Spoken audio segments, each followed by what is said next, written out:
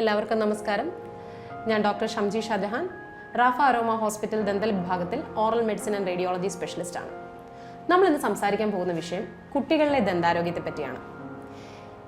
എല്ലാവരും കേൾക്കാൻ ഏറെ കൊതിച്ചിട്ടുള്ളൊരു വിഷയമായിരിക്കും കുട്ടികളുടെ ദന്താരോഗ്യം. കാര്യം പാൽപ്പല്ലുകൾ പൊഴിഞ്ഞു പോകുന്നതല്ലേ, പിന്നെന്തിനാ അതിന് ഇത്ര ട്രീറ്റ്മെൻറ്റ് എന്ന് ചിന്തിക്കുന്നവരായിരിക്കും കൂടുതൽ പേരും. അപ്പം അതിനെപ്പറ്റി നമ്മൾ കുറച്ച് അറിയാനുണ്ട്. കുഞ്ഞുങ്ങളിൽ 6 മാസത്തിൽ, അതായത് കുഞ്ഞ് ജനിച്ച് 6 മാസം കഴിയുമ്പോഴാണ് കുഞ്ഞിൻ്റെ ആദ്യത്തെ പല്ലുകൾ മുളയ്ക്കുന്നത്. അത് പൊതുവെ നമുക്ക് താഴത്തെ പല്ലുകളാണ്, നമ്മൾ സെൻട്രൽ ഇൻസൈസേഴ്സ് എന്ന് പറയും. ആ പല്ലുകളാണ് കുഞ്ഞുങ്ങളിൽ ആദ്യമായിട്ട് വരുന്നത്. അത് തുടർന്ന് നമുക്ക് 3 വയസ്സ് വരെയായിട്ട് കുഞ്ഞുങ്ങളുടെ വായിൽ മൊത്തത്തിൽ 20 പല്ലുകളാണ് വരിക. അതായത് കുഞ്ഞുങ്ങളിൽ അണപ്പല്ലുകൾ ഉണ്ടാവും. ആ അണപ്പല്ലുകൾ ഉൾപ്പെടെ നമുക്ക് മൊത്തത്തിൽ 20 പല്ലുകൾ വരും.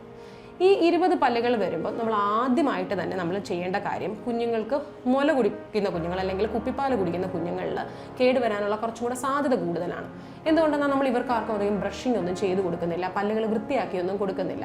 അപ്പം അങ്ങനെ ഉണ്ടാകുമ്പം ഈ പാലിൻ്റെ അംശം വായ്ക്കുള്ളിൽ തന്നെ നിന്നിട്ട് പല്ലിൽ പെട്ടെന്ന് തന്നെ കേടുകൾ ഉണ്ടാവും. അപ്പം രാത്രിയെല്ലാം കുപ്പിപ്പാൽ കുടിച്ച് കിടക്കുന്ന അല്ലെങ്കിൽ മുല കുടിച്ച് കിടക്കുന്ന കുഞ്ഞുങ്ങളിലാണെന്നുണ്ടെങ്കിൽ ഫ്രണ്ടിലത്തെ പല്ലുകളിലായിരിക്കും കൂടുതലായിട്ട്, അതായത് മുകളിലത്തെ പല്ലുകളിൽ നിരയിൽ കേടുകൾ വരും. ഇതിനെ നമ്മൾ നഴ്സിംഗ് ബോട്ടിൽ കേരീസ് എന്ന് വിളിക്കും. അതായത് ഫീഡിങ് കാരണം അല്ലെങ്കിൽ ഈ പറയുന്ന കുപ്പിപ്പാൽ കൊടുക്കുന്നതിലൂടെ ആ അംശം നിന്നതിന് ശേഷം ഉണ്ടാകുന്ന കേടുകൾ. അപ്പോൾ അത് തുടക്കത്തിൽ തന്നെ നമ്മൾ ബ്രൗണിഷ് ആയിട്ടുള്ള ഡിസ്കളറേഷൻ കണ്ടു കഴിഞ്ഞാൽ തന്നെ ഉടനെ തന്നെ നിങ്ങളൊരു ഡെന്റിസ്റ്റിനെ കാണിക്കേണ്ടതാണ്. ഇത് കൂടാണ്ട് പല്ലുകൾ വൃത്തിയാക്കി കൊടുക്കണം. നമ്മൾ പാല് കൊടുത്തതിന് ശേഷം നല്ലൊരു കോട്ടൺ തുണി നമ്മൾ കുറച്ച് ഇളം ചൂടുവെള്ളത്തിൽ മുക്കിയതായതോ അല്ലെങ്കിൽ ഫ്രഷ് ആയിട്ടുള്ള വാട്ടറിൽ മുക്കിയിട്ടോ നമ്മൾ ആ പല്ലുകൾ ക്ലീൻ ചെയ്ത് കൊടുത്തു കഴിഞ്ഞാൽ ഇങ്ങനെ കേടുണ്ടാവുന്ന ഒരു പരിധി വരെ നമുക്ക് തടയാൻ പറ്റും. ഇനി ഇത് കഴിഞ്ഞ് കഴിഞ്ഞാൽ കുഞ്ഞുങ്ങളിൽ നിങ്ങൾ ഈ നഴ്സിംഗ് ബോട്ടിൽ കേരീസ് അല്ലാതെ കുഞ്ഞുങ്ങൾക്ക് ഇടയ്ക്കിടയ്ക്കായിട്ട് ചോക്ലേറ്റ്സ് ഒക്കെ കൊടുക്കുകയും സ്നാക്സ് ഒക്കെ കൊടുക്കുകയൊക്കെ ചെയ്യുമ്പോൾ ഇതെല്ലാം പല്ലിൽ ഒട്ടിപ്പിടിച്ചിരുന്നിട്ട് വീണ്ടും പല്ലുകളിൽ എപ്പോഴും കേടുണ്ടാവാം. അത് ചിലപ്പോൾ അണപ്പല്ലുകളിലാവും. ഏത് പല്ലിലാണെങ്കിലും ഞാൻ ഈ പറഞ്ഞതുപോലെ ഡിസ്കളറേഷൻ സ്റ്റാർട്ട് ചെയ്യുന്നു, നിങ്ങൾക്കൊരു സംശയമുണ്ടെങ്കിൽ ഉടൻ തന്നെ നിങ്ങൾ ഒരു ഡെന്റിസ്റ്റിൻ്റെ സഹായം തേടേണ്ടതാണ്. ഇനി കുഞ്ഞിക്കേടുകളാണെങ്കിൽ നിങ്ങൾ തീർച്ചയായിട്ടും അത് അടച്ചു കൊടുക്കണം. കാര്യം ഈ പറഞ്ഞ 20 പല്ലുകളും പൊഴിഞ്ഞു പോകാൻ അതിൻ്റേതായിട്ടുള്ളൊരു സമയമുണ്ട്. ശരിക്കും പറഞ്ഞാൽ ഒരു കുഞ്ഞിന് 12 വയസ്സാകുമ്പോൾ അല്ലെങ്കിൽ 13 വയസ്സ് വരെയൊക്കെയാണ് ഈ മുഴുവൻ പല്ലും മാറി നല്ല പല്ലുകൾ, പെർമനന്റ് ഡെന്റീഷൻ എന്ന് പറയുന്നത്, അതായത് മുതിർന്നവരിൽ കാണുന്ന പല്ലുകൾ മുഴുവനായിട്ട് വരുന്നത്. അതായത് മുഴുവനായിട്ട് വരുമ്പോൾ നമ്മളൊരു 6 വയസ്സ് മുതൽ നമ്മളൊരു 12 അല്ലെങ്കിൽ 13 വയസ്സ് വരെയാണ് ഫുള്ളായിട്ടുള്ള ഈ പല്ലുകൾ വരുന്നത്. അപ്പോൾ ഈ ഒരു സമയം വരെയും നമുക്ക് ഈ അണപ്പല്ലുകളും എല്ലാം നിലനിർത്തി തന്നെ പോകേണ്ടതാണ്. ഫ്രണ്ടിലത്തെ പല്ലുകളൊക്കെ പോകുന്നത് ഒരു 6-7 വയസ്സാകുമ്പോഴായിരിക്കും. അണപ്പല്ലുകളൊക്കെ പോകുന്നത് 9 വയസ്സിന് ശേഷം. ചില കുട്ടികളത് 12 വയസ്സ് വരെ നീളലുണ്ട്. അപ്പം ആ ഒരു സമയം വരെയും ആ പല്ലുകൾ അവിടെ നിലനിർത്തേണ്ടത് അത്യന്താപേക്ഷിതമാണ്. എന്തുകൊണ്ടെന്നാൽ നമ്മൾ ആ പല്ലുകളിൽ കേട് വന്നു, നിങ്ങൾ ട്രീറ്റ് ചെയ്തില്ല, ആ പല്ലുകൾക്ക് കേട് കൂടുതലായി, നിങ്ങളത് എടുത്തു കളയേണ്ട ഒരു അവസ്ഥയിലേക്ക് എത്തി, കുഞ്ഞിന് പഴുപ്പൊക്കെ കെട്ടി നമുക്കൊന്നും ചെയ്യാൻ പറ്റാതായി കഴിഞ്ഞാൽ അടുത്ത് വരേണ്ട പല്ലുകൾ, അതായത് പെർമനൻ്റായിട്ട് വരേണ്ട പല്ലുകൾ എല്ലിനുള്ളിൽ കുടുങ്ങിക്കിടക്കുകയായിരിക്കും. അപ്പോൾ ഇവർ പുറത്തേക്ക് വരേണ്ടത് ഈ സ്ഥലത്തേക്കാണ്, നമ്മൾ ഈ പറയുന്ന മിൽക്ക് ടീത്ത് അഥവാ പാൽപ്പല്ലുകൾ നിൽക്കുന്ന സ്ഥലത്തേക്കാണ്.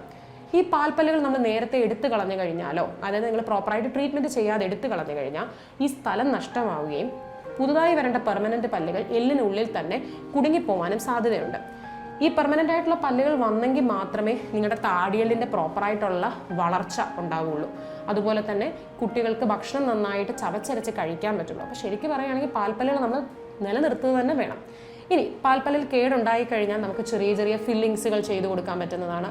അത് പല്ലിൻ്റെ കളറിലുള്ള മെറ്റീരിയൽസ് വെച്ചോ അല്ലാത്ത മെറ്റീരിയൽസ് വെച്ചിട്ട് നമുക്ക് ഫില്ലിങ് ചെയ്യാൻ പറ്റും. ഇനി ഫില്ലിങ്ങിൻ്റെ അവസ്ഥ കഴിഞ്ഞു, കുഞ്ഞിന് വേദനയായി, പഴുപ്പ് കെട്ടിയപ്പോഴാണ് നിങ്ങൾ പോകുന്നതെങ്കിൽ നിങ്ങളുടെ കുട്ടികളുടെ ഡോക്ടർ അല്ലെങ്കിൽ ഒരു ഡെന്റിസ്റ്റ് നിങ്ങളോട് പറയും കുട്ടികളിലെ റൂട്ട് കനാൽ ചെയ്യണമെന്ന്. അപ്പോൾ നിങ്ങളൊക്കെ അതിശയിക്കുമേ, ഞങ്ങൾ മുതിർന്നവർക്ക് മാത്രം ചെയ്താൽ പോരെ, കുഞ്ഞിൻ്റെ പൊഴിഞ്ഞു പോകുന്ന പല്ലിന് എന്തിനാണ് ഈ റൂട്ട് കനാലിന്?